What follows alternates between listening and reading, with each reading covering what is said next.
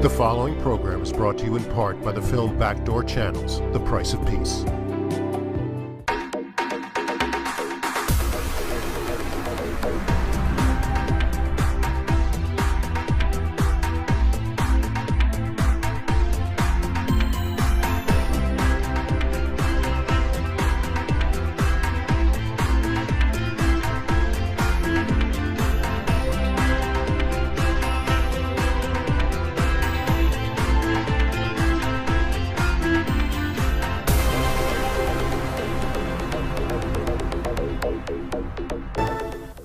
Hi, I'm Leon Charney, and this is the Leon Charney Report, and we're coming to you live from WNYC studios, and it's the first time in the history of this show that we are live. And who do we select as our live guest?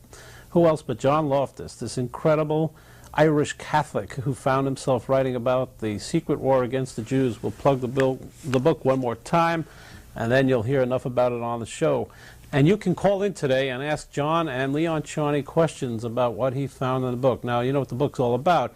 John says basically the conspiracy of oil and greed and politics have put Israel and the Jews in a sort of not such a great position for the last, I guess, half a century. Am I right, John? Oh, yeah. Welcome to the show again. Thank you. Thanks for having me back, Leon. How are things going, by the way, with this book? Well, I think your show turned it around. We were really not doing well. The book had been boycotted by the mainstream media. Some of my opposite numbers in the intelligence community were very upset, and were calling around asking major papers not to touch the book at all. So this show has just enormously increased sales. Did you ever hear of a man called Ralph de Toledano? Oh, yes, yes. Who is he? He's ex-intelligence, one of Nixon's old friends. He writes for the National Review, and Mr. de Toledano was one of those going around trying to spike the book. Now, John, I showed this book to an Israeli friend of mine, a doctor, a really close friend. He said, why do they write these books? I mean, it'll just stir up anti-Semitism. I'm sure you've heard that remark before. Yeah, it makes me kind of sad. It was, is the Jewish community so afraid that if the truth comes out, people won't understand? I think this book was just what Israel and the American Jewish community needed. For the better part of a half century, we've been having two foreign policies. Publicly, we're all Israel's friends. But privately, we've been giving all the intelligence help we could to the Arabs. And if this comes out, then maybe it'll help stop it. You know why I think you're right? We had a wonderful thing happen this week. Captain Scott O'Grady, who survived 6 days in Bosnia. And what happens is we start to read newspapers' accounts of the fact that there were missiles that were stationed there shooting at U.S. or NATO planes, and no one knew about it. No one told you about it.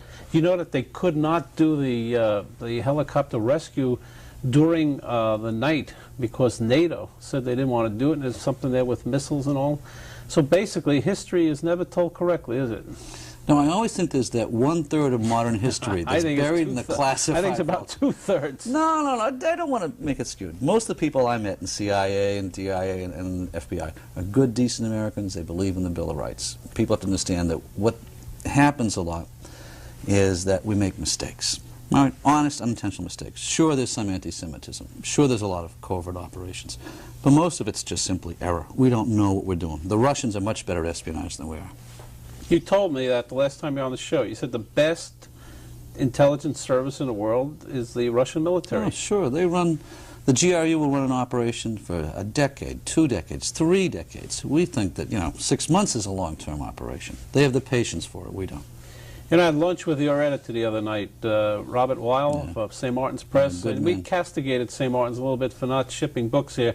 And by the way, because you could not get John Loftus's book, we have agreed to sell it on the air, and you can write into us, and we'll get you the book, and we'll ship it to you. There have been troubles in receiving that book. But he said that he also was amazed the fact the New York Times wouldn't review this book. No. You should understand, too, that the New York Times was part of the intelligence establishment. All right, up until 1975, they actually served as cover for intelligence operatives overseas. And there are a lot of old-timers at the Times that don't want someone to open the door to that closet. There are a lot of things that are very embarrassing. Do you think that, in a sense, that your book could transform the way people really look at intelligence agencies today, or nothing can ever change this? Oh, no, I think a transformation already has taken place. Many of the things I wanted to put in this book I'd put in previous manuscripts were censored out during the Reagan administration. And everything I write has to get cleared through CIA publication review. And there were major chunks, I was told, I could never write about. And now already there's been a major change under the Clinton administration. Some of the things like the British wiretap program against we got American a phone Jews. call. It's a phone-in show now. John, it's we'll a new deal for us. It's the Whole old new deal. We have a caller in from Brooklyn. Hello, Mr. Loftus. Yes. Basically, you answered my question already. I was going to ask if the book had been reviewed by the New York Times, but I've also heard of an incident where the New York Public Library, which was on record as having 14 copies in stock, couldn't locate a copy for someone who wanted to take it out. Well, why do you say that, John? You think there's a whispering campaign at the New York Library? Actually, this is common for me. My first book, The Bellara's Secret, every copy disappeared from the shelves of the New York Public Library. And then when we did the 60 Minutes show, we discovered that one of the people we named in the show worked at the Slavic desk at the main library. So they had systematically gone around and yanked the books off the shelves. But even major television shows, you had a deal, didn't you not? Did you not have a deal with some of the major TV shows on this? Yeah, ABC was going to do a special to kick off the release of the book. But I think part of that was bad timing, that we just got pushed off the air by the O.J. Simpson case. I'll tell you what Bob Wilde told me. Your book was a big smash in London. They can't get a distributor there. Yeah. Why is that? I have my suspicions, and my suspicions are that this book contains more revelations about what the British Secret Service has done than any other book that's ever been printed. Well, your Maxwell story is unbelievable. Oh, yeah. John said, in case you never heard it, that Maxwell, who fell off a ship, we don't know how he got off that ship, but unfortunately he did not survive. And his two boys, by the way, are up for trial right now in Britain. John claims in his book that Maxwell was a saint and basically got a state funeral in Israel, which he did get because he really helped the Israelis in 1948 getting him all this Czech ammunition. Is that correct, John? Yeah. Maxwell was a young Czech Jew who worked for the British Secret Service. And he had a close friend who became the post-war foreign minister of Czechoslovakia. And it was Maxwell and his friend Clementis who put the arms deal together that saved Israel in 1948 when no other country in the world would ship weapons to them. What do you think will happen with the Maxwell boys? Will they get off? I mean, your idea, your concept is that the I call them MI6, but it's the secret, basically the Secret Service of Britain. Yeah. You say they collapsed him because they took away his credit. Maxwell, that is. They found that Maxwell, over the years, had actually been a long-term Zionist supporter, an Israeli agent.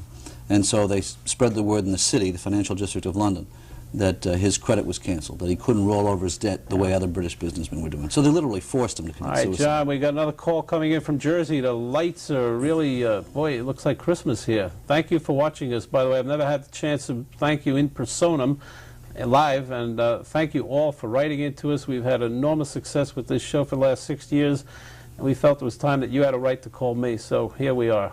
Call from Jersey. Hello? Yes, hi, how are you? Okay, hi. I just want to tell you, I went to Barnes & Noble in Paramus. They have 2 mega stores, and both of them told me they were out of the book.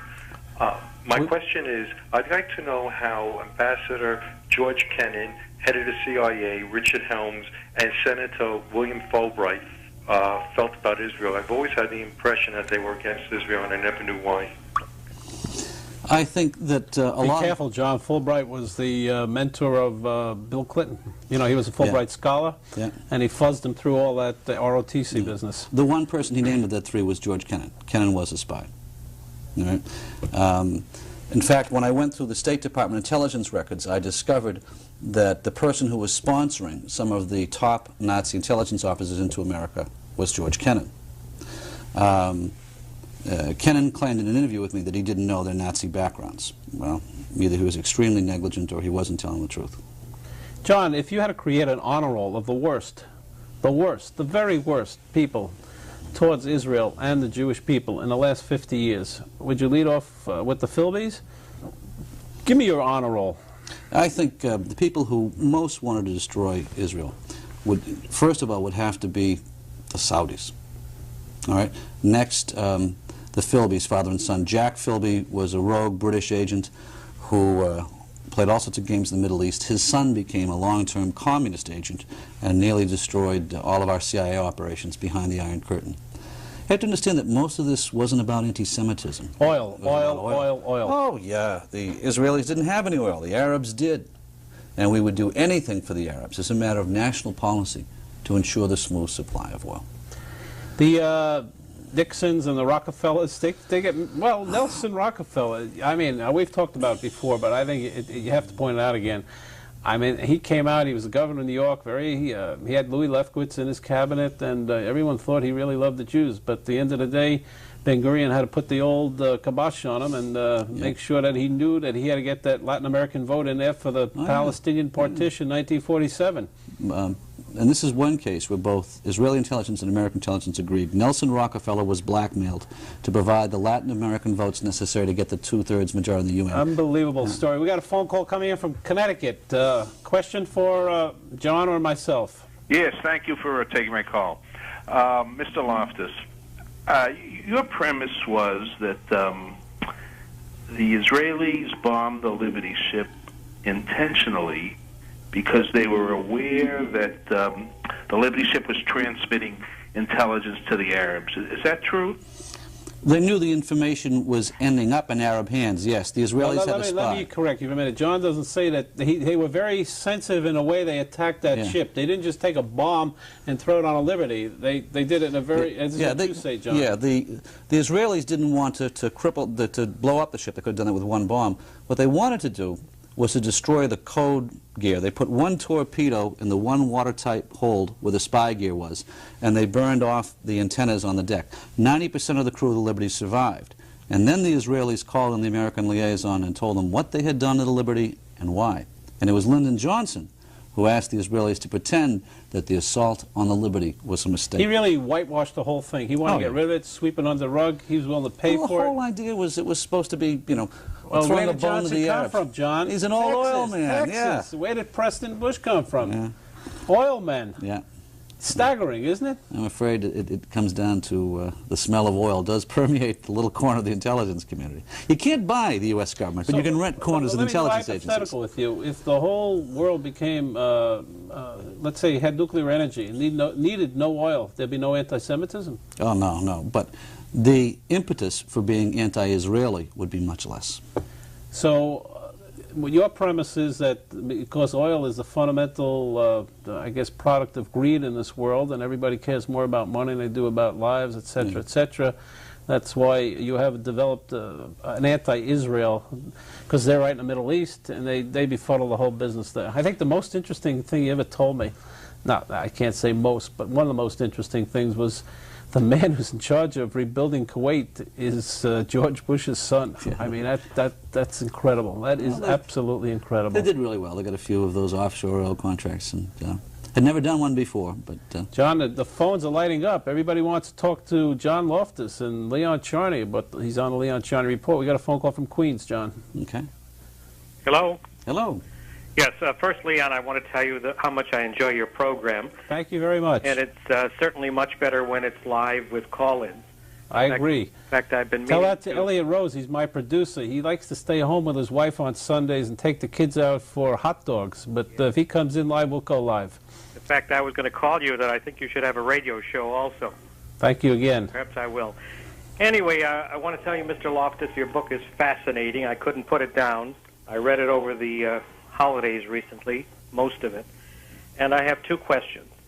One, do you think, because of the revelations in your book, that it'll be easier now for Jonathan Pollard to be released from prison? Very good question. John Loftus was talking to me right before the show and told me that he is about to publish a book about Pollard. No, I'm starting to write a book. You're negotiating. Yeah. Because you want to come back on this show. You love coming on this show, John. Is that true? Just to make life interesting for you, Leon. That's it. And I think that he has some similes there, which he can tell you about John Pollard and Ames, huh? Yeah, I think that I'm going to do, first of all, to answer your first question, yeah, the material in this book, even the brief references I made to Pollard, when Jonathan Pollard read them in prison, he told his dad that for the first time he understood why the White House hated him so much. He had stumbled into a major political scandal, an early and unknown part of shipping arms to Iran. And we had hired Syrian terrorists, believe it or not, to purchase weapons for us for the Contras. They were able to get them at wholesale costs from communist warehouses. And we actually had Syrian terrorists on the White House payroll. Pollard is up for parole, or not parole, for hearing in November. Am I right? What do you think? Yes or no? Will he get out? No, not. I think after the '96 presidential election, before Clinton leaves office, one way or another, he'll probably. All right, we got to cut for a commercial break. We'll be right back. We're going to ask John Pollard John Loftus about Jonathan Pollard, if he thinks the big boys knew, like Shimon Peres and Yitzhak Rabin and Yitzhak Shamir. Big question. Yeah. In modern Middle East history, only one peace treaty has stood the test of time, the 1978 Camp David Accord. In the new documentary film, Backdoor Channels, The Price of Peace, learn the true story behind the greatest diplomatic achievement of our time and its lessons for the future. The price of peace is very high. To have this courageous man and my close friend killed.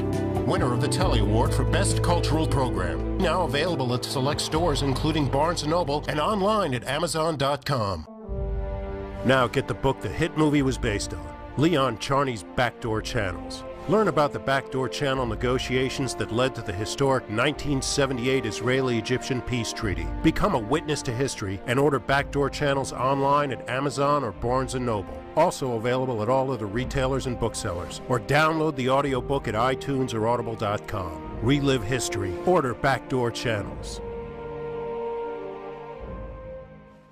Leon Charney sets out to discover the true meaning of the Kaddish, the Jewish custom of reciting a prayer to commemorate the death of a close relative. Join Charney as he finds out the history of the Kaddish and how it has evolved. Reviewed as a refreshing walk through Jewish history and a book that deserves to be read by both Jews and non-Jews, The Mystery of the Kaddish is now available online at Amazon, Barnes & Noble, and all other retailers and booksellers. Or download the audiobook at Audible.com or on iTunes. Discover the mystery of the Kaddish. Get best-selling author Leon Charney's latest book, The Battle of the Two Talmuds. Join Charney as he explores years of Jewish history to find out why and how Talmudic scholars and rabbis abandoned the Holy Land for the lands of the diaspora. Learn about the power struggles behind the creation of the Jerusalem and Babylonian Talmuds. It's a book critics call engaging and enlightening. A book which will be of interest to people of every faith. Now available at Amazon and Barnes & Noble, or download the audiobook of The Battle of the Two Talmuds at iTunes or Audible.com. We're back. I'm Leon Charney, and we're live. We know that we're getting a lot of phone calls here. It's the first time we've done the show live, and the phones are really coming off the hook, as we say. And a lot of the calls say that they can't get the book. So if you cannot get the book, watch our promos during the show. You can write it to us. You can get the book through our show, and I believe the bookstores will ultimately get it, too, because they're going to get the message. The feeling is that this book could go on the bestseller list, and hopefully we've transformed this, not only for you, John, but we think it's important for the world. So now we have John Loftus, this incredible Irish Catholic boy who grew up in Boston, met his first Jew in the 11th grade, became a Nazi investigator for the Justice Department, and spent 12 years writing The Secret War Against the Jews. Unbelievable career, John. A lot of people ask me, why did you get so involved in this thing? I mean, this is nearly obsessive. Well, it offended me as an American. Imagine when I was working for the Attorney General, I'm finding out that half the Nazis I'm supposed to prosecute are already on the government payroll. And then while I was down the classified archives, I read the memoirs of a Jew, a heroic Jewish freedom fighter who fought the Nazis and the communists, came to America to find freedom, and our State Department had recruited the men that had murdered his family. I might remind the audience that John's book was vetted, in a sense, by the CIA. You went through a whole process there also. Yeah. Am I correct, John? And then we had, after that was over, then we had to go through 2 libel reviews, page by page, line by line, with all the documents. All right, the phones are coming off the hook, John, so we have to take some phone calls, and I guess a lot of people want to know why there's such a conspiracy against the Jews. Okay, on the phone. Hello. Hello. Yes, I just want to say I'd like to know what the Kennedy administration had any involvement in any policy against Israel and the Jews in the early 1960s. Kennedy comes out well in your book, doesn't he, John? Yeah, Kennedy, the one thing that he had was... Don't forget, Kennedy's Irish Catholic, John's an Irish Catholic. And I'm from Boston, so he was one of my boyhood heroes. But actually, the Israelis endorsed Richard Nixon over Jack Kennedy in that race. Did you realize that? Yeah, of course. I didn't know that. Because they had a ton of dirt on Nixon. Nixon ended up giving more arms to Israel than all American presidents combined. Interesting. And, you know, Yitzhak Rabin was the ambassador at that time. He got into a lot of heat, a lot of trouble, a lot of hot water, because he nearly endorsed Nixon. Years later, when I was traveling with a man called Ezer Weitzman, he endorsed President Jimmy Carter, and he got heat for that. He got so much heat, he became the president of Israel.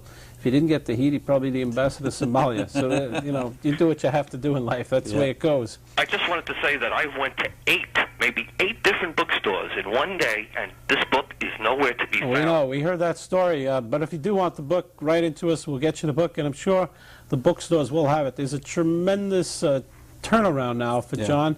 I think a lot has to do with our show, and you know, it's the first time in our history we did successive interviews 4 weeks in a row, John. We've never done that before, but we think it's the history of the world, the history of the Jews. It's important for Americans to know what's going on in the intelligence business. I want to ask you if you think that Shimon Peres and Yitzhak Rabin knew about, and Yitzhak Shamir knew about the Pollard operation, and do you have any evidence on that? And if you don't, you don't. No, I've done interviews with people, but you're going to steal all the good stuff from my next book. Well, why not? They didn't know. All right? What happened was, Pollard wasn't working for the government of Shamir, Israel. Rabin, and Peres did not know. No. Neither did Moshe Aarons, who was the defense minister because they at the were time. working for Rafi the Stinker? Yep, they were working for a rival spy agency called Lechem that was backing... In the defense ministry, they had their own little secret agency. And Rafi the Stinker, broke the rules. He was told not to recruit Jews in American intelligence, and he did it to save his own job, and he lied to his own superiors. Not too good. All right, we got another phone call coming in here, and it's from Brooklyn of all places. You heard of Brooklyn. It's near Boston. Yeah. Yes? Yes, Mr. Loftus, can you explain the overt hostility that the Carter administration had toward Israel, especially in 1980 when they cast 3 consecutive United Nations votes against Israel? Yeah, the Carter administration, actually I think their heart was towards Israel, but their advice was coming from some people that hated Israel. Now let me fill you in, because I worked in the Carter administration. Okay. Carter was not anti-Israel. Yeah. You check Menachem Begin on that, you check Ezer Weitzman, you check Moshe Dayan. Carter really cared about Israel. Now he got into problems because of his brother Billy, and that vote at the United Nations that you're talking about, caller, I was there, I know what happened, and Carter was not informed by McHenry, who was the ambassador at that time, and the State Department circuitously went around Mr. Carter, didn't tell him about it, and he found out about it later. Something akin to what Harry Truman went through in 1948, right, John? Absolutely. Harry Truman wrote in his diary... Good question, by the way, caller, but a lot of people don't know the truth. Harry Truman picked up the morning newspaper and found that his own State Department had changed his policy in Palestine and made Harry out to be a liar. And he wrote, I've never been so embarrassed in my life. Americans won't believe it, but there are people in the second and third layers of our government that will sabotage the orders of the President of the United States. I believe it. There's no question about it. When I was doing some work for President Carter during Camp David, and believe me, I'm not defending Mr. Carter. He's become a very good ex-president. Some of his policies were lousy. Some of his domestic policies were terrible. Interest rates were 20–21%. By the way, I want to remind the audience that a few weeks ago we had the reporters from Barron's on and reporters from Forbes, editors. We asked for a prediction about rates, in where were rates going, and they all predicted up, and Leon Charney said down. So if you want to call in for some financial advice after we take care of the Jews, call us at the number you see on the screen. John, oh boy, we're overwhelmed here with phone calls. I get a chance to talk to you. All right, next caller, we're ready. Hello? Hello? Mr. Charney? Yes, sir. Thank you very much for bringing John Lowe on the show. He's a man who should be given the credit, and you should be given the credit and the courage and the audacity to bring him on the air, because this man, he give us what we need to hear in America. Thank you. Where are you from? Caller, where are you from? I am from New York. I was born in Israel. Israel. And I've been reading about the espionage and military affair for the past 25 years, and I'm in concurring agreement with Mr. John Lowe about his assessment and his book. And his book is true and revealing, and once and for all, it needs to be told and to inform to the American Jewish public and non-Jewish public about the truth about the American foreign policy and secret services and policies. All right, thank you very much for calling. John would agree with you. But one thing you do say, John, is the Mossad, which is the CIA of Israel, is not as great as it used to be. It's lost some of its gleam. Oh, yeah. After the Arabs expelled their native Jewish population back to Israel, the Mossad was blinded, and they had no agents on the ground to warn them of the '73 war. At the same time, the U.S. government, we knew that the war was coming, and we chose not to tell Israel. We wanted to, how did Kissinger put it, let them get bloodied a little bit, but come out ahead, so they'd be more obedient. Talking about Henry Kissinger, he didn't come out too well, does he? No. One of the old spies had a funny line about Kissinger. He's in the book. They said that Kissinger should be forced to change his religious affiliation from Jewish to self-promotion. We got another call coming in from Manhattan. That's where we are right now. Caller, what's your name? Yes, my name's Eric. You have a question, Eric? Yes. First, I wanted to say I first heard about the book on your show a couple of weeks ago. I've since read it, enjoyed it tremendously, and I was able to get it at Shakespeare and Company. They had it. That's in the window at Shakespeare, I understand. I think it's in the window now at Shakespeare. Yeah, your editor told me that. The day I was there, they said they got a lot of, it was the day of your show, and they got a lot of questions. My question for Mr. Loftus is the following. I understand you think things have gotten better vis-a-vis the intelligence community allowing you to publish certain things because of Clinton. Suppose a Republican wins in '96. Are you afraid that everything will go back to the way it was under the Reagan administration? Yeah, I think that's very possible. Good question, by the way. A lot of people in the intelligence community think that Clinton is going to be a one-term president, and so they're not really instituting and resisting some of the reforms that he's asking for. For example, as long as the British liaison remains at Fort Meade, it'll always be possible to revive let's go through that. That's a fascinating thing. Yeah. John Loftus claims in his book, now you read the book, caller, so we don't have to explain it to you, but to other people who may be tuning in for the first time, that in Maryland there is a British soldier or part of the British an intelligence officer who sits in the United States and bugs most the Jews and everybody. They bug, and they're not violating the law because they don't need a warrant from a judge to do it because it's British intelligence. They send it over to England where an American is sitting, and then the American sends it back here. So in a sense, you kosher it. Am I correct? That's a good way to look at it, Leon. And, it's still going on? Oh, yeah. Well, the potential will exist. One of the things that I think I want to do with this book was to expose some of the patterns of abuse in the hopes that at least it would be reduced, if not eliminated. John, we got a call from Brooklyn. I got to tell you, these phones are really coming off the hook here. We really appreciate your phone calls, and it's good for us to feel how much we've really made a change in a lot of people's lives, and it's the first time you have a chance to talk with us. We've been on for 6 years, so I want to thank everybody. If you don't get on the phone now because the phones are really going crazy, next time. Caller from Brooklyn. Oh yes, we really appreciate this, Leon, that you have a live show with John. With John, I heard him on Bill Mays' show the other week. Also, did he receive any threats after his book was published or anything? Are they from his ex-wife, I think? No, but I take precautions. I have my mother-in-law start the car in the morning. You know. Only kidding, Jewel. I don't believe that he's under real threat. I think that he's just brought truth to history, and or he's trying to do it at least. You know, if you see the book, there's annotations here for about, 150 pages? Yeah. Your editor said, by the way, that one of the reasons the New York Times did not review the book, John, I don't want to harp on New York Times like they're God here, but was it the fact that you could not give compelling evidence or could not confirm the old spies? Because you refer to old spies, but you don't talk about who they are. Sure. What do you say to that? Well, I was the attorney for the people in the intelligence community. They asked me not to reveal the names I couldn't. But I'll say out of the 10 major stories that had never been published before, 8 of them were footnote. And 2 of them were without independent documentation. So if they're going to quibble about that, to tell you the truth... But how can you cross-check an old spy? Well, for example, if I have the Liberty incident, for example, if I have the same story from the American intelligence officers and from the Israeli officers and is consistent with what our espionage procedure was at the time, you can get a lot of cross-checking that way. All right, we have a caller in from Queens.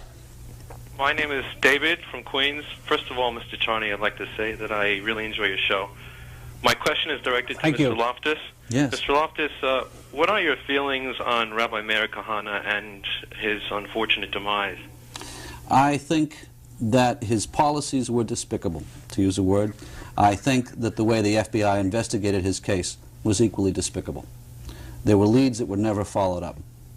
No matter how much we dislike an individual, our justice system is responsible to ensure that every lead gets followed up. If we don't do things like that, we break faith with the people, and that leads us to things like Oklahoma. I might add something. I met Rabbi Kahana on, I did the Irv Kupsnitz show in Chicago with him, and Kahana's brother went to school with me, and I knew him very well. Like John says, you got to obey the law. We got to cut, John, for a commercial break. In modern Middle East history, only one peace treaty has stood the test of time, the 1978 Camp David Accord. In the new documentary film, Backdoor Channels, The Price of Peace, learn the true story behind the greatest diplomatic achievement of our time and its lessons for the future. The price of peace is very high. To have this courageous man and my close friend killed. Winner of the Telly Award for Best Cultural Program. Now available at select stores including Barnes & Noble and online at Amazon.com. Now get the book the hit movie was based on, Leon Charney's Backdoor Channels. Learn about the Backdoor Channel negotiations that led to the historic 1978 Israeli-Egyptian peace treaty. Become a witness to history and order Backdoor Channels online at Amazon or Barnes & Noble. Also available at all other retailers and booksellers. Or download the audiobook at iTunes or Audible.com. Relive history. Order Backdoor Channels. Leon Charney sets out to discover the true meaning of the Kaddish, the Jewish custom of reciting a prayer to commemorate the death of a close relative. Join Charney as he finds out the history of the Kaddish and how it has evolved. Reviewed as a refreshing walk through Jewish history and a book that deserves to be read by both Jews and non-Jews, The Mystery of the Kaddish is now available online at Amazon, Barnes & Noble, and all other retailers and booksellers. Or download the audiobook at Audible.com or on iTunes. Discover the mystery of the Kaddish. Get best-selling author Leon Charney's latest book, The Battle of the Two Talmuds. Join Charney as he explores years of Jewish history to find out why and how Talmudic scholars and rabbis abandoned the Holy Land for the lands of the diaspora. Learn about the power struggles behind the creation of the Jerusalem and Babylonian Talmuds. It's a book critics call engaging and enlightening. A book which will be of interest to people of every faith. Now available at Amazon and Barnes & Noble, or download the audiobook of The Battle of the Two Talmuds at iTunes or Audible.com. We're back. I'm Leon Charney speaking to you live from WNYC studio, downtown Manhattan, and I have John Loftus, this incredible young man. He's not so young anymore, middle-aged, Irish Catholic who wrote The Secret War Against the Jews. We're going to go right to phones because people have really been calling in, and thank you again for calling. Long Island, on the phone. Oh, hi, I'm on. Okay, I just want to say I read your book, and I find it to be fascinating. I think I'm going to read it again to gain a greater understanding. Thank you. The question I have for you is regarding the Truman administration. If you say that they were pro-Israel, I have no reason to question it. You say it's good enough for me. But my question is regarding the arms embargo that they placed at the time on the area, making it so difficult for Israel to get weapons at the time when they desperately needed them. So my question is, John, why did they do that? I think what I'm saying is that Harry Truman was pro-Israel. Not the administration. Everyone else around him, even in his own cabinet, were anti-Israel. If you read the book, Forrestal, Marshall threatened to leave his government. Marshall was the most popular man in the United States at that point, and he came in and he said there really shouldn't be a Jewish state. Is that what you said, Yeah, John? he threatened to resign from the government if Harry Truman recognized the state of Israel. We who are Jewish, we who are not Jewish, can really appreciate Harry Truman both as an American and as a Jew. Forrestal, Marshall were all telling him America needs that oil. Europe needs the oil. There is no question we can't be bothered with Israel. So you don't believe that Truman himself personally wanted that to be the situation? No, I don't believe it at all. Not at all. Ask Harry Jacobson. He was a man who came in and convinced Truman to meet with Chaim Weitzman, the then head of the Jewish community, and that really moved everything. No, I think Truman was one of the greatest. Well, I've got to cut you off. Thank you for calling. We've got a call in from Brooklyn. You're on, caller. Yes, hello, I'd like to speak to Mr. Loftus. Yes. Right here. Yes, Mr. Loftus, you end the book with a positive note, an optimistic note on what's happening now with the Oslo agreements, the peace agreements, and in lieu of the fact that the PLO have not amended their charter calling for the destruction of Israel, that Gaza is a haven for terrorists that commit crimes and they run back and are not prosecuted, and so on and so forth. Do you, with the terrorist attacks that have taken place? What's the question, caller? What's the question? Is, are you still optimistic? Do you still see this?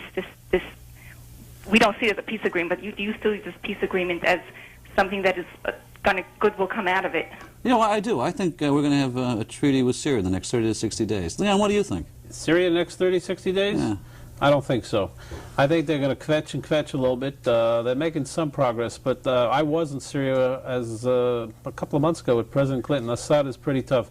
They are moving. Everybody wants it done before 1995, but I'm not sure. But you know, you can make a fearless prediction on my show. Sometimes they're right.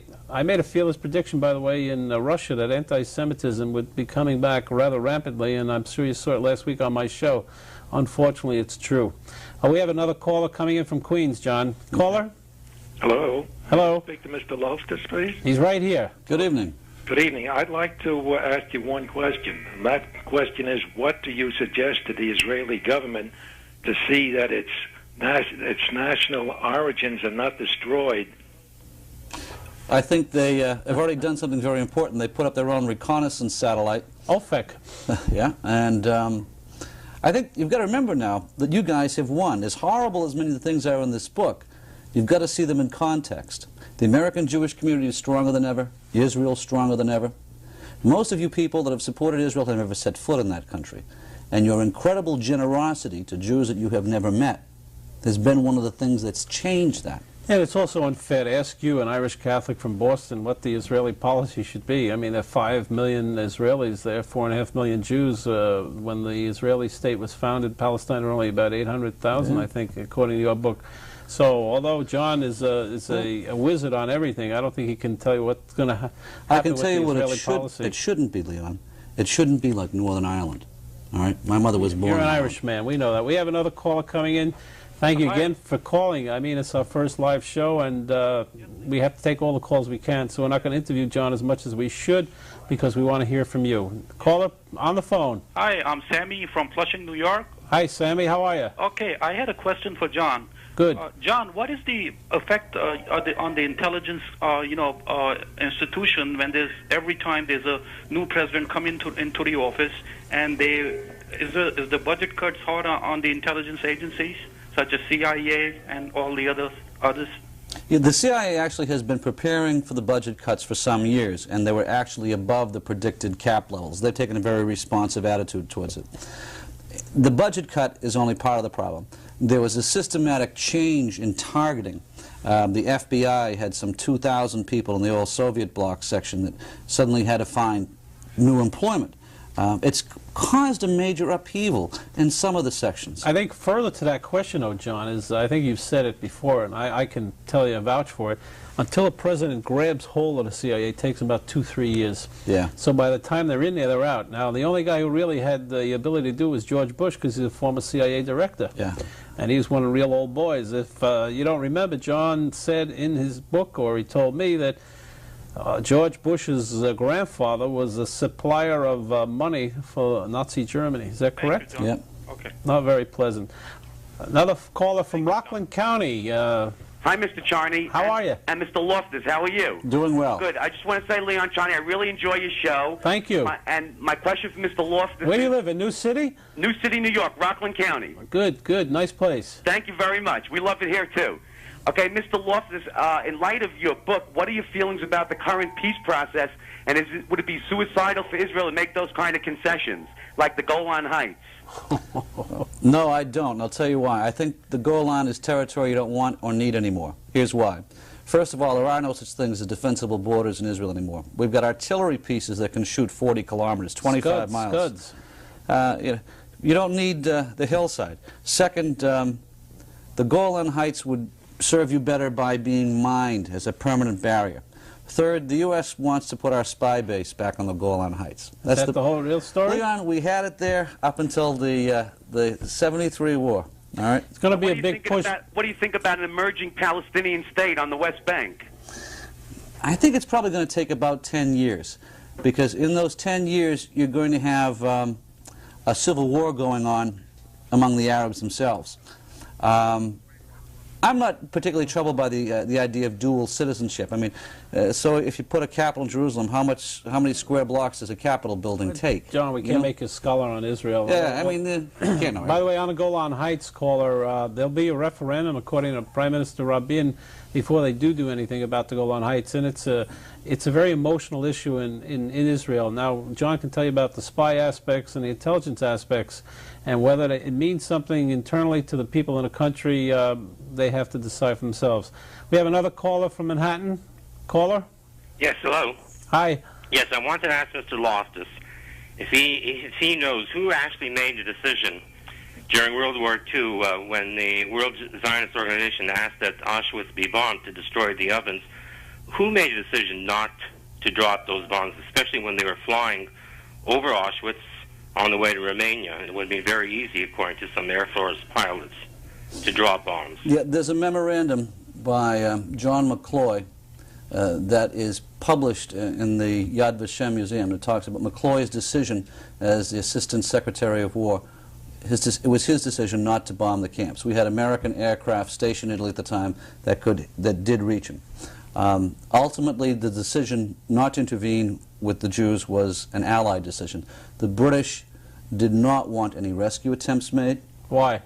The British said, if we press Hitler too hard to release the Jews, he might do it. And where the British want to know where the Jews go. Is that right? Yeah. They wouldn't let them go to Palestine. Would insult the Arabs. I think one of the most incredible things that you told me, and there are a lot of incredible things, they ought to make a movie out of your book, and I think there are some people who may do that, is the fact that Roosevelt in 1941 knew about the camps. Yeah, I was stunned. The earliest memorandum... You have that in document? I mean... Yeah, it's a military attaché, Moscow, September 1941, reporting the earliest... Hey, John, I could talk to you for a year, but we got so many phone calls. Yeah. Let's take a call from Queens. Caller? Hello. Hi. Mr. Loftus. Yes. I'm a conservative Republican. I'm looking at Pat Buchanan, and I like him. But give me some insight. Are you Jewish? And how? That's your insight. I think many people will tell you that basically Pat Buchanan might not be the most pro-Semitic person you might meet. I'm not saying he isn't anti-Semitic, but Bill Buckley does. He calls him anti-Semitic. Yeah. Well, whether he's anti-Semitic or anti-Israel, you know, these are fine lines. They pretty well go together right now. Whatever the lines are, that Pat Buchanan has crossed them. Crossed them, obliterated, kicked them to pieces. I don't think you'll find AIPAC, which is the Jewish lobby, supplying any funding to help Buchanan get reelected. Do you remember what Richard Nixon said in the White House tapes? He said, if I were to drop a nuclear bomb on Tel Aviv, there would still be American Jews stupid enough to vote for me. And that was the time when he was having Pat Buchanan as his speechwriter doing all of the Israel bashing. Arlen Specter. You know him, John? Know of him. You got a chance? No, but you know... Can a Jew become president today? Oh, yeah. I don't think that's much of a problem. So it's just... The hardcore anti-Semitism in America used to be around 1 or 2%. Now I think it's up to 5 or 10%. It's growing at an enormous rate again. All right? But I don't think it's enough to tip. All right, we got another call in from Brooklyn. Caller? Yes, hello. Hi. Hi, I have two questions. First of all, are you going to publish this book in other languages? And second of all, I have a question regarding Kurt Waldheim. Was he or wasn't he a war criminal, and what was the involvement of the U.S. government in regarding electing him as United Nations General Secretary? All right, we're going to run. A, are you going to publish in other languages? I guess it's up to the publisher. Yeah, I think we will. And B, what do you know about Mr. Waldheim? A lot. I don't like him. All right, that's enough. Next, we have another caller. John, before we take this call, your opinion of the next President of the United States, and if it is Bob Dole, have you studied him at all? He's been I think Clinton is going to defeat Dole, all right, narrowly, but he's going to defeat him. Dole has too many negatives. Dole, I think, is a reasonable man who is swinging to the right because he has to. How about the Jerusalem issue? They basically want to attack him there. Israelis basically don't want him to come. I mean, this is such a reversal of fortunes. Good idea, bad timing. Bad timing. We have another call in from Manhattan. Caller? Yeah, hello? Yes, you're on. Yes, about the recent Iraq war. When Iraq launched missiles against Israel, which was an act of war, Israel was not permitted to defend itself, to respond, had to hunker down and take it. That's true. Now, in connection with that also, when they finally had Saddam on the ropes, they let him get away. In both cases, was the administration catering to the Saudis, or why did that happen? No, I think the administration was catering to the Iraqis. That we had catering to the people of Iraq. We didn't want the nation of Iraq to be dismembered. We were afraid that the Iranians would come in and take over a portion of the country. Iraq was already selling us. Well, let me add something there, John, because we did a show live that night, not phones, but from the studio, and I said Shamir would go down because of that policy. What he did is he allowed the United States policy, because he had a real problem with Bush. They didn't get along very well. He allowed the first hit, so to speak, to get to Israel, and that was the deal that he made. And I spoke to Moshe Aarons, and I interviewed them. This was a catastrophic idea and a catastrophic policy by Shamir. So I agree, but I think that if we had let an Israeli airplane take off without giving the black box codes, and then an American aircraft or American missile shot down an Israeli plane, that would have made the whole world stop and think, oh my God, what are we doing to these people?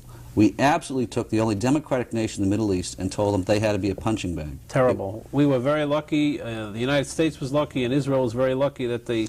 By the way, there were casualties. People think there were no casualties. Of course there were casualties. People died of heart attacks, gas masks, the whole thing. It was terrible. Caller from Queens.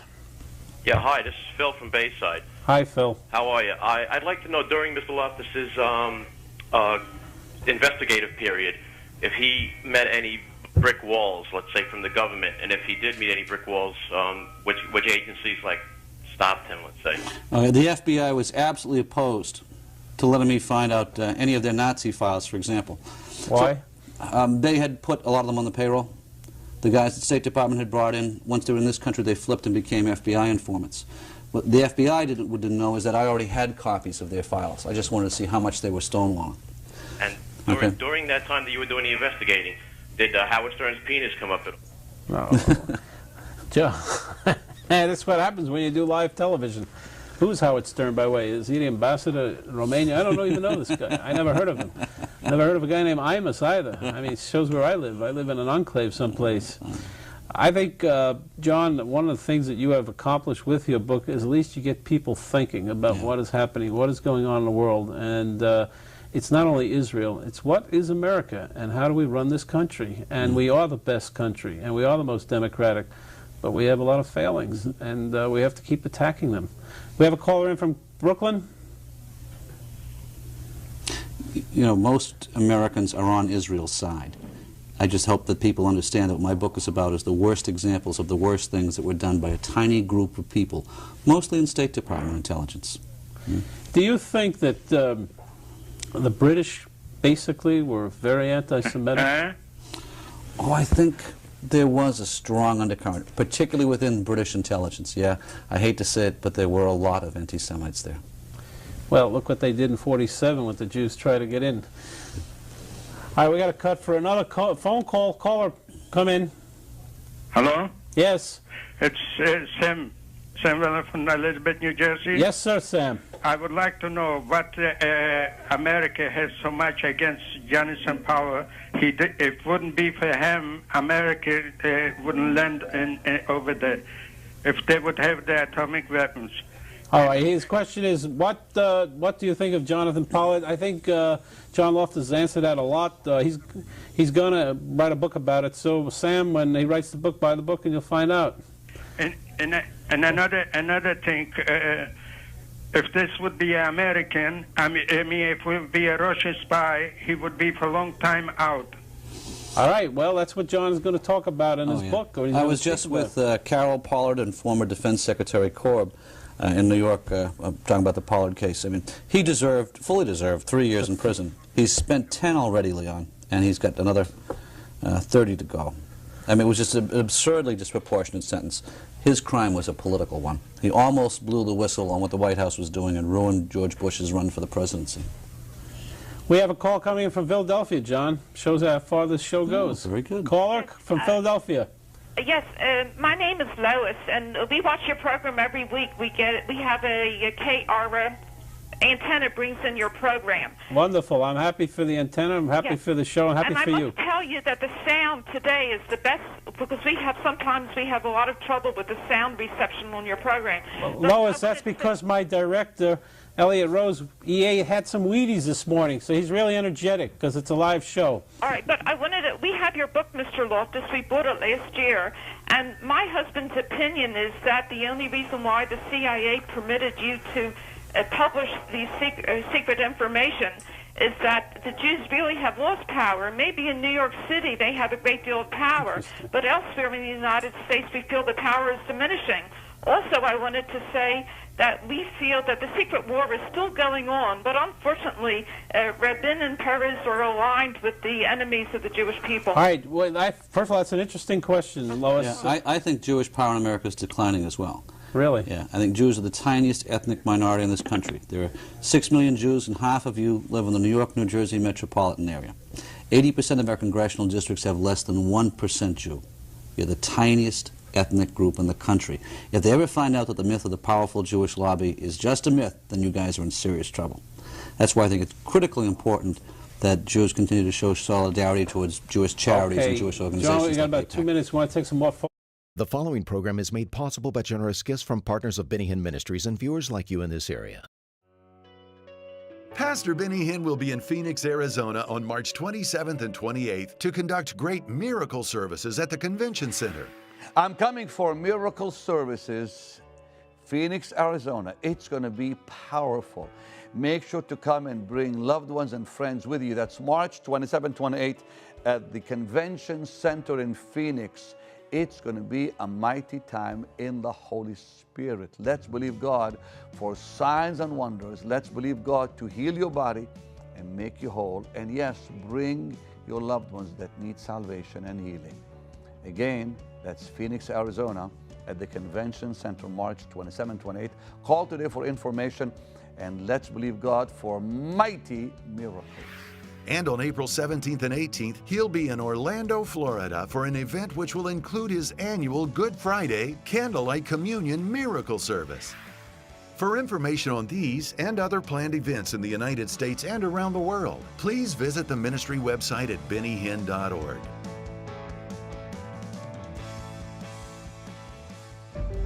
Say out loud, Lord Jesus, I believe you are the Son of God. You rose from the dead. Cleanse me with your blood, and I am born again. Pastor Benny Hinn is urgently preaching the gospel to the lost because the world's only hope is salvation through God's only Son, Jesus Christ. The gift of God is life eternal. This is your day to join Benny Hinn in proclaiming Jesus as Savior and Healer. The Lord Jesus bless you today. I tell you, I want to just say thank you for being my wonderful partner and friend. And I pray today the Lord will just bless you real good and meet every need in your life. Let me hear an amen. I think I heard that. A great program today. Listen, Jonathan Cahn was here a few days ago. Prophetic and absolutely intriguing. I mean, you are going to be glued to the screen because he is going to show you some facts about what's happening in America that is so powerful. I mean, I sat there listening to him as he gave some really unbelievable facts and proofs about what's happening prophetically in America that matches what took place in Isaiah. So, you know, I don't want to say anymore because I really think you need to hear what he had to say, and then I'll come back and pray with you. But watch this and be blessed because Jesus is coming. Watch this. Thank you, Pastor Benny, and for this opportunity to speak to a worldwide audience on this prophetic word of the Harbinger. And we've been opening up this mystery, a mystery that's unfolding before our eyes, a mystery that goes back to the Bible over 2,500 years that is now coming true in America. The mystery that happened in ancient Israel when 9 harbinger signs of judgment appear in the land and that are now reappearing on American soil as the nation in danger of judgment. And it's exact, it's precise, it's happening before our eyes. And these are the mysteries that are in the book The Harbinger and the DVD that you're going to see a glimpse of, The Harbinger Decoded. And these things are not only what's happening, but they are coming true even after the book came out. And so we're going to look at some of them, and it's really eerie, it's amazing, but it's real. It's happening right now. And what is happening is that the same signs that appeared in the last days of ancient Israel before judgment came and destruction came are now appearing to America. And one of the signs in the book, it's the 8th Harbinger, is called the utterance. And this is that after an attack, a strike on the land, a warning sign, and this happened with America with 9/11, the leaders of the land actually make a vow that's recorded in Isaiah 9:10, And they pronounce judgment without realizing it on their land by pronouncing this vow. The vow is Isaiah 9:10. And the people said, the bricks have fallen in the attack, but we will rebuild with hewn stone. The sycamores have been cut down in the attack, but we will plant cedars or arras trees in their place. Now, we're watching as all those harbingers from that verse are coming true, but now it's going to get even more eerie. Because for the 8th harbinger to come true, an American leader would actually have to vow this vow, would have to pronounce judgment on America without even realizing what he's doing. What American leader in their right mind is going to do this? Certainly not one running for an office. Well, it's happened. And now, and this is why I'm really blessed to do it this way, you're going to see it for yourself. You're going to see the 8th harbinger, which is an American leader actually pronouncing judgment on the land linked to the mystery of Isaiah 9:10. Watch. The 8th harbinger is the utterance, the vow itself as spoken by a national leader. In ancient Israel, the people may have repeated this vow, we will rebuild, but it was only significant ultimately if a leader pronounced this vow, because only a leader can speak for a nation, and only a leader can set the course for the nation. So the leaders of ancient Israel pronounced the vow of defiance publicly from their capital, Samaria. And in doing so, they set the nation's course toward defiance and publicly pronounced judgment on the nation.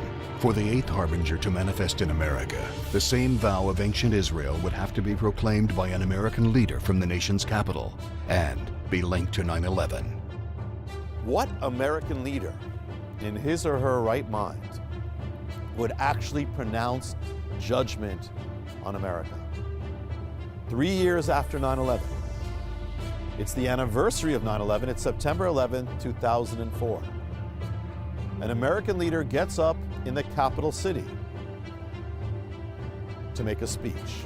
It's a gathering, it's a congressional caucus that he's speaking to. The leader is John Edwards. He is prominent, he is a senator, and that year, that month, that day, he's running for vice president, so he is very known. Out of his mouth actually comes the ancient vow of judgment. Word for word, the ancient vow that was spoken by the ancient leaders of Israel that brought destruction on Israel is now coming out of the mouth of an American leader, word for word in the capital city. The bricks have fallen, but we will build with dressed stones. The sycamores have been cut down, but we will put cedars in their place. He has no idea what he's doing. He has no idea what he's saying. He thinks it's a good, encouraging word, but he's speaking judgment.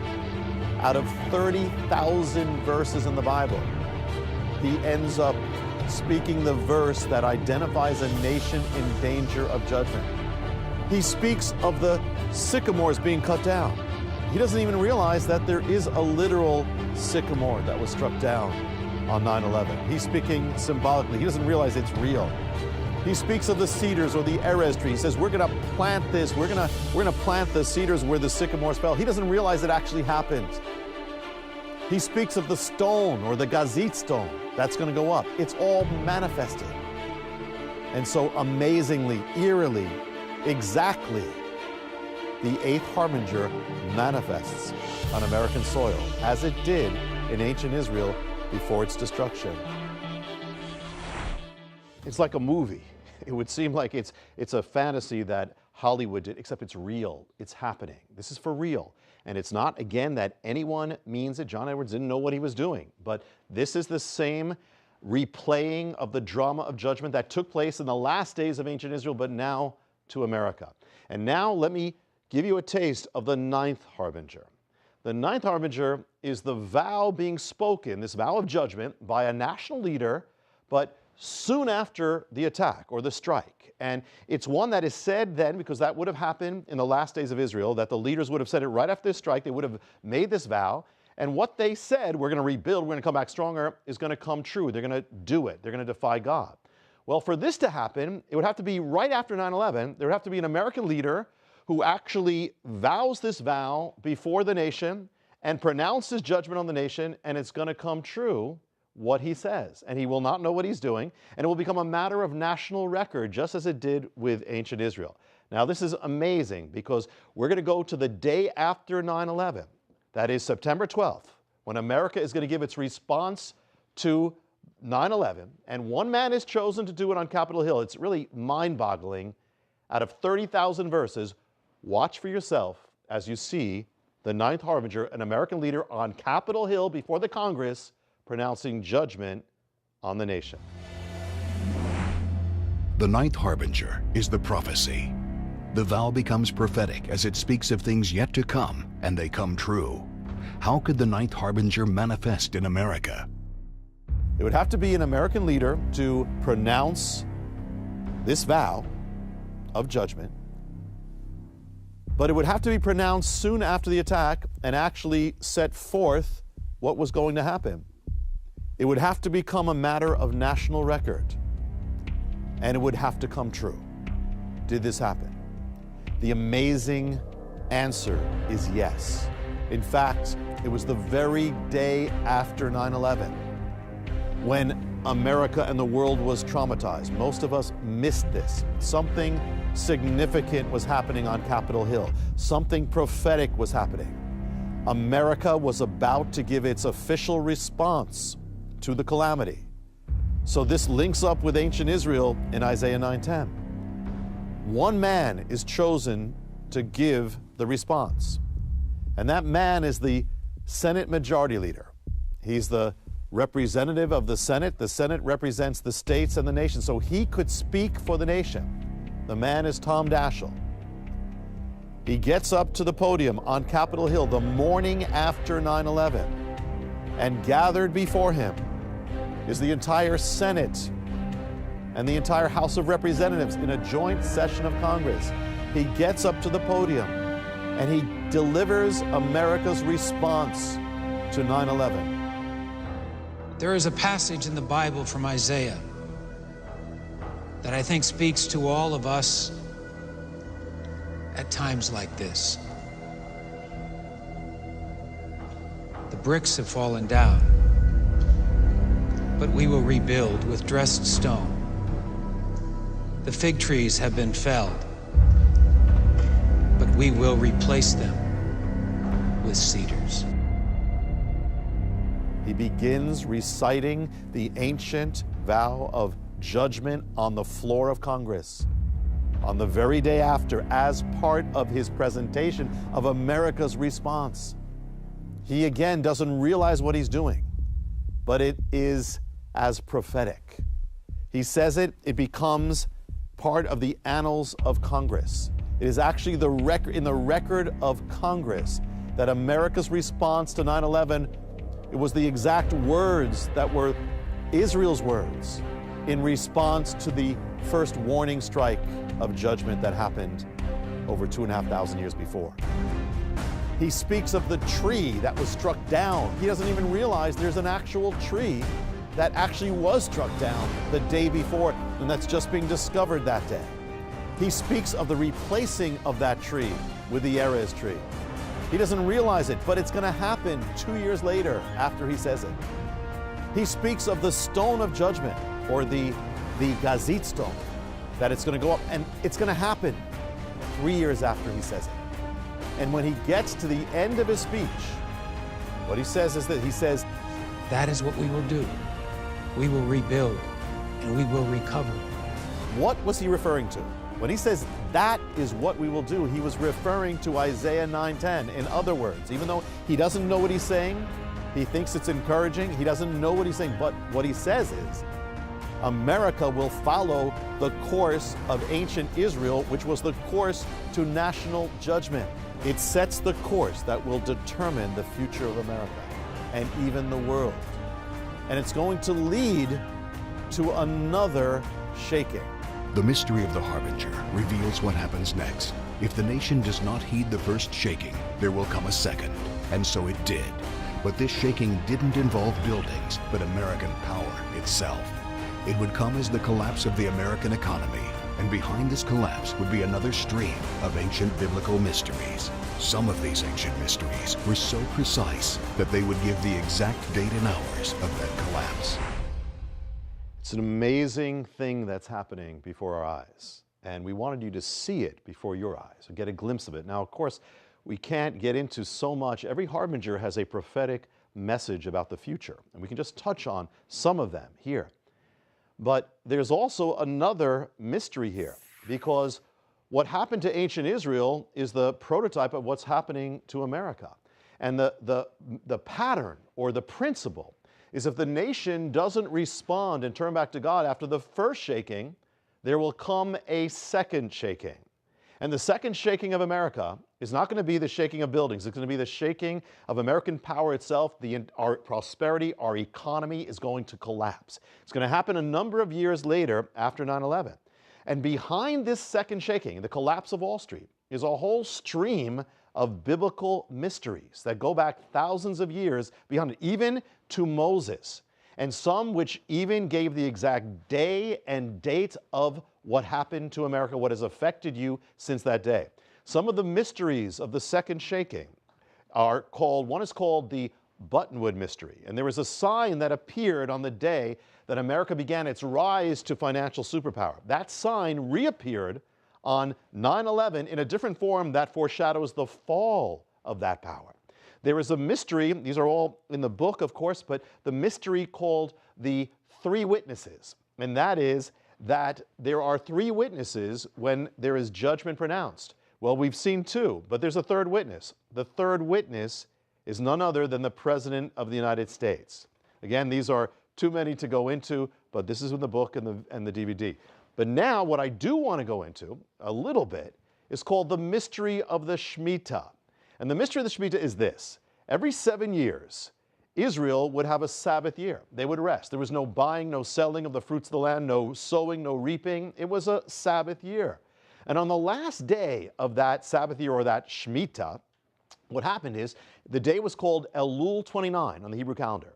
On that day, according to the command, they had to release all debts and credit. That day, all the debts of the nation are wiped out. All the credit is wiped out. All the financial accounts are wiped out on Elul 29.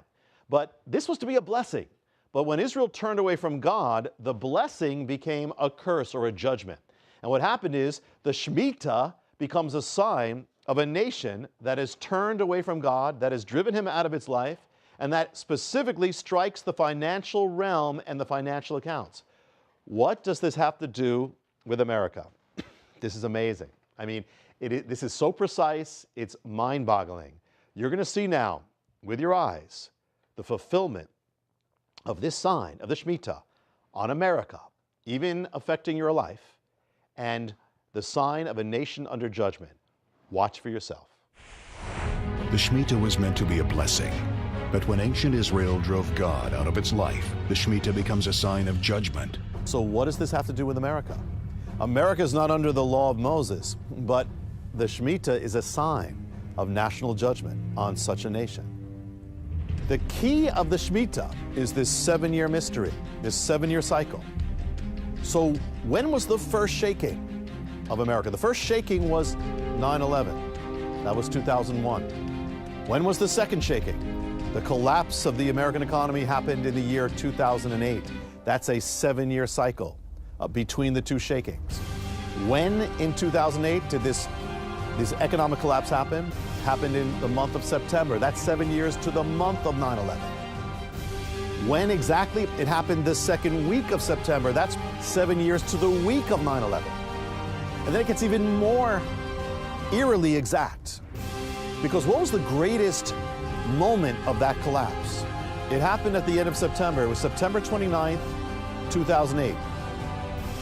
Wall Street collapses. That morning, they go to Wall Street to ring the opening bell, and the bell refuses to sound.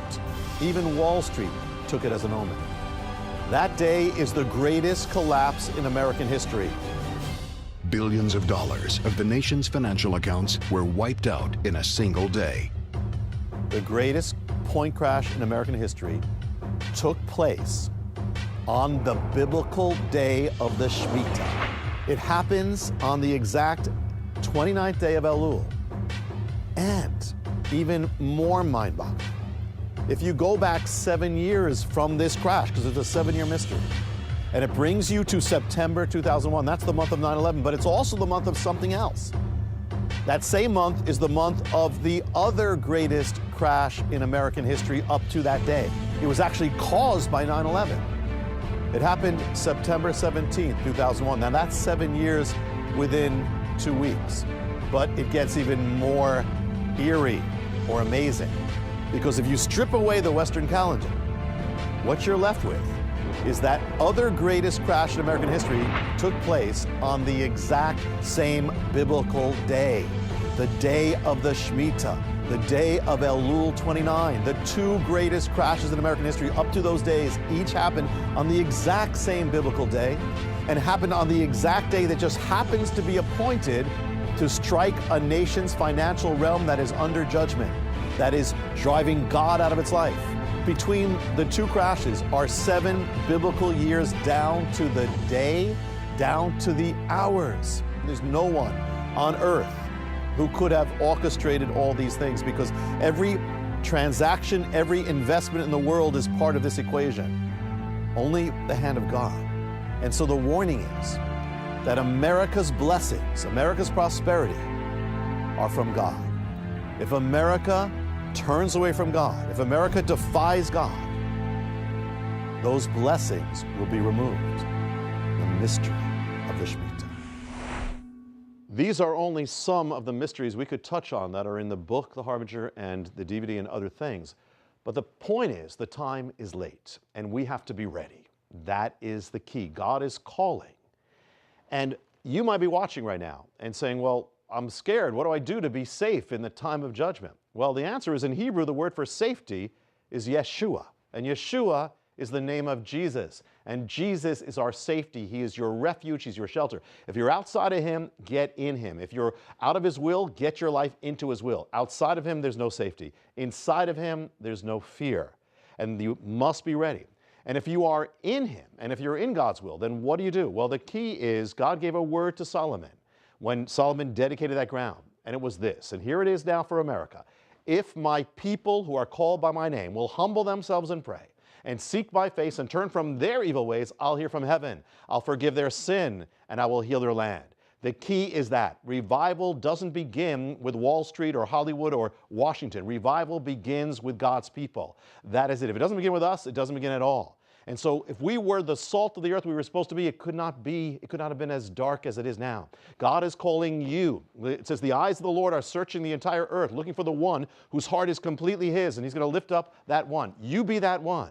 It's time to repent. It's time to live it. It's time to go all out. It's time to be bold and spread the gospel. The key here is if my people. And the key in that is the word if. You be part of revival. Spread the word. Be a watchman and sound the trumpet. And now I want to thank you, Pastor Benny, and back to you. Aren't you amazed? I was amazed just listening to him.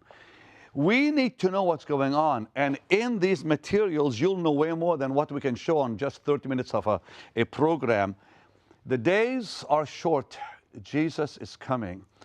And here's how you can have the entire packet. My goodness, Jonathan just did such a great job. And here's Jonathan. I'll be right back to pray with you. Jonathan Cahn's phenomenal book, The Harbinger, spent more than 100 weeks on the New York Times bestseller list. And now, Jonathan has released 2 brand new resources which will take you deeper into the meanings and mysteries of the Harbingers, along with vital current information. The Harbinger Decoded DVD and The Harbinger Companion. Your future depends on this, because God is giving a word. And this affects your family, your loved ones, their salvation, their being in the Lord, being prepared for what is coming, for God's will, what lies ahead, how to get ready. The Harbinger Decoded is the brand new full-length examination of the 9 Harbingers in a fast-paced and informative format on DVD. This is the most powerful prophetic explosion of images. You're going to see the harbingers for yourself. You're going to see it unfold. You got a little taste of it. But it has all that. Plus, it's also great to be showing in churches, in Bible studies. It's made for that, or just people who'll watch it who are unsaved or saved. And it has about an hour of special features answering the most asked questions, all sorts of things that are nowhere else. What's happened since, what is the story behind the story, all sorts of things, that about an hour plus everything you've just seen here. The Harbinger Companion is Jonathan Cahn's study guide, which is an invaluable resource for discovering the meaning behind the mysteries of the prophecies. Now this is to get deeper into the mysteries where you can decode them for yourselves. So many have asked. So this has all sorts of things. It's actually illustrated. You'll have images of all the harbingers. There's maps, there's charts, there's background, there's all sorts of special articles. There's a 13-week study course for churches, Bible studies, plus all sorts of things answering the questions, the story behind the story. Actually, you'll have a map of where you can actually locate the harbingers and so much more. This special television offer also includes the book, which has sold millions of copies and shaken America to the highest offices in the land. The Harbinger. This is what started it all. And if you have not read it, this has the most in it. This is what the things that we could just barely touch on. You'll get the full revelation and the messages for what is coming in the future with The Harbinger, and it's very easy to read. If you have gotten it, if you have loved ones or people you know who need to get it, well, spread the word, get it, and spread it to those who need to hear it in your life. Jonathan Cahn's bestseller, The Harbinger, along with his brand new study guide, The Harbinger Companion, and the fascinating DVD, The Harbinger Decoded, can be yours for a gift of $90. If you already have The Harbinger, you can order the study guide and DVD separately for a gift of $60. We are living in critical times. There are things yet to come, and that we need to be ready. We need to be as watchmen sounding the alarm, and we need to be strong. How are you going to stand in the days to come? You need to be prepared. And so that is the reason for this. So spread the word, get the word, and be ready. You must have the Harbinger collection. So write, call, or order online today. Amazing, really. I mean, we need to know what's going on. If you don't have the Harbinger, make sure you get this today. And but also with it is the study guide, and then this brand new DVD that I know will absolutely amaze you and could change your life. All three for a gift of $90. If you have the Harbinger already, then you can get these two, the study and the DVD, for $60. Make sure to get these today, because I believe that God will use them to prepare you for what's coming.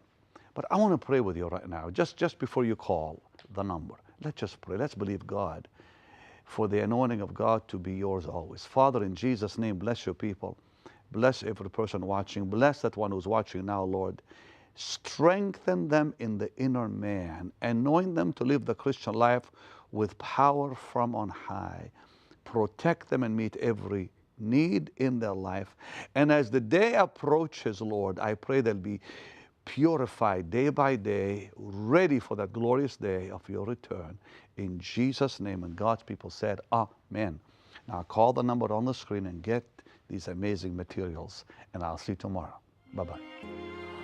Beginning tomorrow, you'll witness the incredible ministry and miracles from Pastor Benny's recent service in Ivory Coast. Don't miss any of the programs this week from Africa.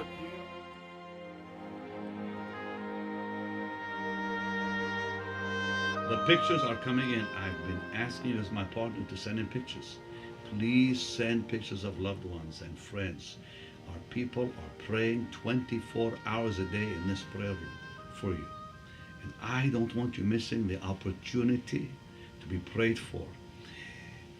Men and women in this room 24 hours a day laying hands on your pictures and loved ones and family and friends. Do it today. Post Office Box 16, 2000, Irving, Texas. In Canada, it's on the screen for you. Or anywhere from around the world. Send in your pictures today. Let's believe for when we come together in prayer and in agreement, things always happen. It's not by might nor by power, but by my Spirit, saith the Lord. Get ready. Your miracle is surely on the way.